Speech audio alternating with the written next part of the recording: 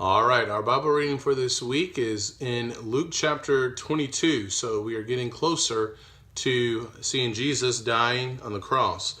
In Luke chapter 22, there's a lot to discuss. I want to begin just with the first couple of verses where we find in verse 1, it says, "Now the feast of unleavened bread, which is called the Passover, was approaching.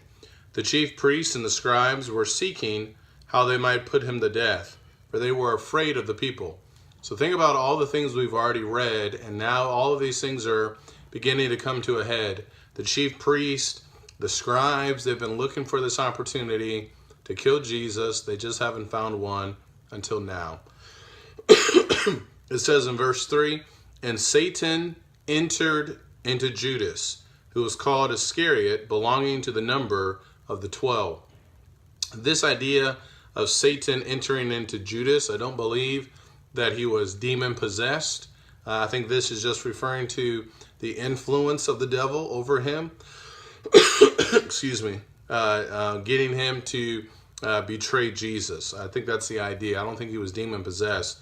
The reason why I say that as well is because when you read Matthew's account, after Judas saw everything that he had done, he said, "I have sinned." So he took responsibility for what he had done.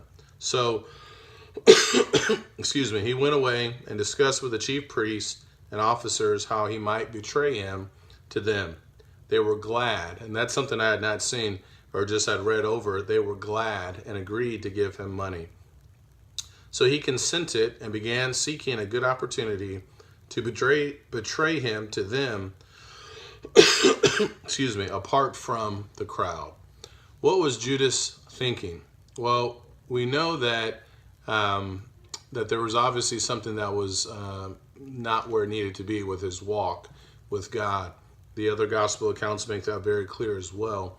And I don't know if he was thinking that Jesus would somehow escape and he would be able to get these 30 pieces of silver and everything would just be okay. I don't know. But what we do know is that he made a big mistake. But that mistake did not have to define him, and yet it eventually did. He sinned, he recognized his sin, and yet he didn't fully return to Christ. Peter, when he denied the Lord 3 times, he went out and he wept.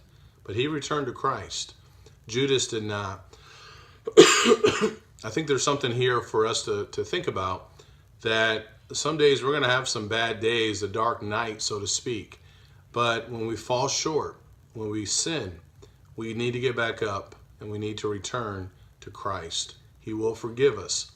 We have to take those steps back to him. Hope this helps. Talk to you later. Bye-bye.